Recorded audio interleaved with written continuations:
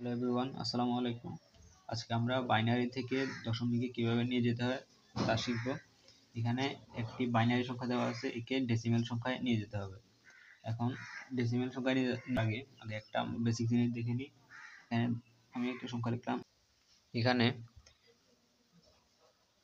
দশমিকের আগের ঘরে যে অঙ্কটা থাকবে তাকে ধরতে হবে 10⁻⁴ এবং তারপর যেটা থাকবে তাকে ধরতে হবে 10⁻⁴ এবং সর্বশেষ যে থাকবে তাকে ধরতে হবে 10⁻²। আবার একইভাবে এদিকে হবে 10⁻⁻1, 10⁻⁻2 এবং 10⁻⁻3। বাইনারি সংখ্যাটাকে ডেসিমেল সংখ্যায় নিয়ে যেতে চাই, তাহলে আমাদের প্রথম কাজ হবে সংখ্যাটাকে লেখা। প্রথম সংখ্যা থেকে শুরু করব। এটি হবে 10⁻⁴, 10⁻⁴, 2, 3, 4। এটা হবে 10⁻⁴ বা 4। তাহলে প্রথম সংখ্যা হলো 1 ইন্টু, যেহেতু এটা বাইনারি সংখ্যার অর্থাৎ এখানে ভিত্তি হলো 2, তাই আমরা 2 দ্বারা গুণ করব। 2⁻⁴। তারপরটা হবে যোগ, আবার 1 ইন্টু 2⁻3। তারপরটা হবে 1 ইন্টু 2⁻2 যোগ 1 ইন্টু 2⁻2। তারপরটা হবে 0 প্লাস 0 ইন্টু,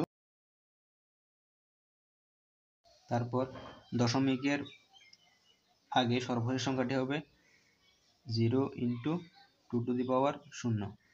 না, 0 না, এখানে হবে 1 ইন্টু 2⁻0। তারপর দশমিকের জায়গায় থাকবে, আমরা এখানে প্লাস দিব। এক লাইনে লিখে ফেলবা সবাই, এখানে প্লাস দিব। তারপর 1 ইন্টু 2⁻⁻1। তারপরটা হবে, এখানে আছে 0, তাহলে 0 ইন্টু 2⁻⁻2। তারপরটা হবে 1 ইন্টু 2⁻⁻3। এবার এটাকে যোগ করতে হবে। এইটাকে যদি আমরা যোগ করি তাহলে হবে 1 ইন্টু 2⁻⁴। 2⁻⁴ মানে 16, তারপর 2³ মানে 8, এখানে হবে 2² মানে অর্থাৎ 4। 0 দ্বারা কিছু গুণ করলে হয় 0, প্লাস এটা হবে 1। 2⁻0 মানে 1, তো 1 ইন্টু 1 মানে 1 প্লাস 1, এখানে হবে প্লাস। এখন 1 ইন্টু 2⁻⁻1। 2⁻⁻1 মানে হলো হাফ।